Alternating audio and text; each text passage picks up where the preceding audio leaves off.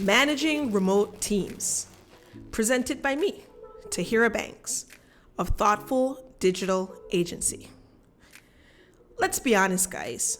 COVID-19 has screwed up the start of 2020 in more ways than one. After we get over the shock of a virus that seemingly everybody is susceptible to, having the ability to wipe out large segments of the population, we have to face the other impacts of this crisis. I hate to sound like a dirty capitalist, but the financial implications and the toll that they will take on people and their families, for lack of a better word, it's wild. For those of us lucky enough to operate in a business that requires or can be modified to require very limited client-facing engagements, it means we have now been blessed to work with our teams remotely. For those companies that have been equipped and their teams trained to work remotely, there isn't as much shock value as there is for those organizations that still use a printer day in and day out with little to no digital infrastructure. For full disclosure, I will admit that Thoughtful has no printer in office. First off, guys, this is a sign. You need to get online. You have to. Don't wait until the next catastrophe to realize that you're screwing your business by not taking advantage of easy-to-use technology that is out there. But that's not why I wrote this piece. It isn't meant to be a lambasting for those organizational leaders who haven't taken their operations online. It's a life raft, and I hope you accept it in the spirit in which it is intended. So, you have no digital infrastructure, which basically means that your team, which you have instructed to work from home, is probably on season 2, episode 8 of Narcos by now. They aren't doing anything, and you can't do anything about it, unless you take the next few pieces of advice seriously. Step 1, get a messaging tool, and a video conferencing tool at that. Slack is a free-to-use messaging tool for organizations and teams. We use it at Thoughtful. It's a great way to stay connected in a professional environment without the distractions of personal messaging and the confusion of email. I absolutely hate conducting business via WhatsApp, and I definitely don't enjoy receiving internal emails. What I love about Slack is how every single person can manage individual conversations amongst each other and as groups. It's a wonderful way to manage communication between your team. Zoom is also free to use to a point.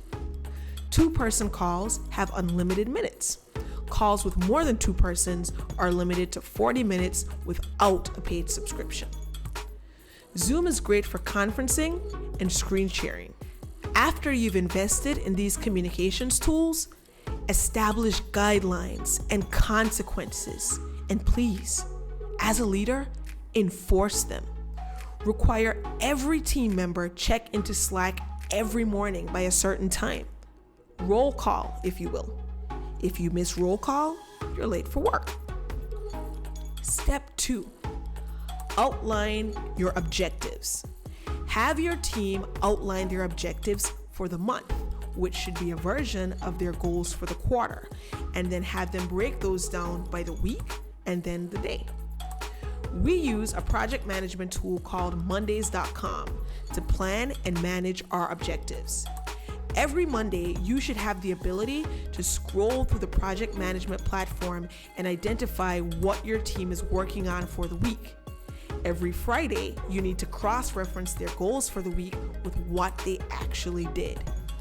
In the absence of having the ability to physically check in, Mondays is ideal to manage and monitor your team's performance. A bonus tip would be to use Mondays yourself. Be an example to your team of what a productive week looks like. Give them the opportunity to have a look at your objectives for the week without all the private details. This transparency and accountability is sure to boost morale and productivity. One final idea to assist in communication is the implementation of collaborative tools like Quip.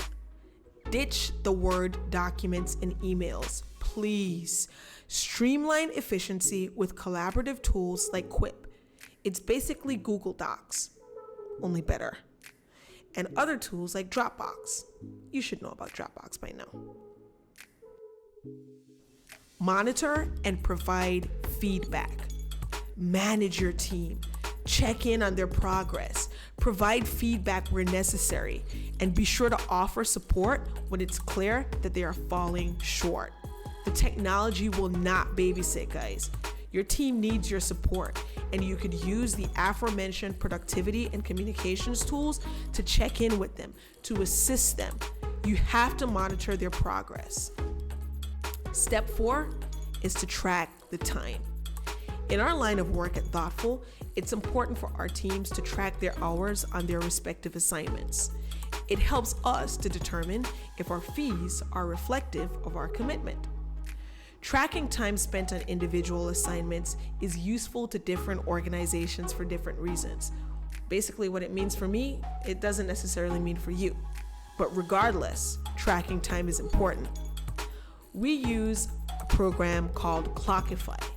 It is an excellent online tool for tracking and managing your team's time on all of their individual assignments. There's even an app, desktop and mobile phone. At the very least, it'll lead you to ask some important questions like, did Jennifer really spend an hour writing a follow-up email to Jacob? Does she need help with that? Is writing emails the most productive use of her time? Or, you haven't logged any assignments for the day, Tiffany. What were your strategic objectives today, and how do they align with your goals for the week? Track the time, guys. My final suggestion in your process to managing your team remotely is to develop the discipline to maintain. This is the hardest part. The technology, it's really easy to use, guys. It is not difficult. If you can use Facebook or WhatsApp or email, you can use any of these programs or productivity tools that we're mentioning. The hard part is not the technology. It's developing the discipline to maintain and remain consistent in your use of the technology. COVID or not, developing the capacity within your team to work remotely in a productive way is really powerful. It means you have to spend less time at the office babysitting adults, which frees you up to do the things you need to do as an organizational leader to grow the organization in a sustainable way. The concepts I've shared above, they are not theoretical. I have actually managed my team from abroad for half of the year for the past 2 years. While it definitely helps to have ambitious and hardworking people, an online infrastructure expands your ability to lead. It gives your people a better opportunity to work, and it ensures your clients experience consistency in the quality of your service, whether you're working remotely or you are in office. I want to encourage you guys, please, don't hesitate for 1 minute. Don't wait another hour. Get on this right now.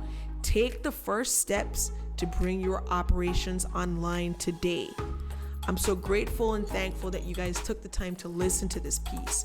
Please feel free to reach out at tahirah@whythoughtful.com with any questions you might have. I'm always available for a call, an email, a quick chat or message to give some advice, some feedback, share ideas on how you too can manage your team remotely.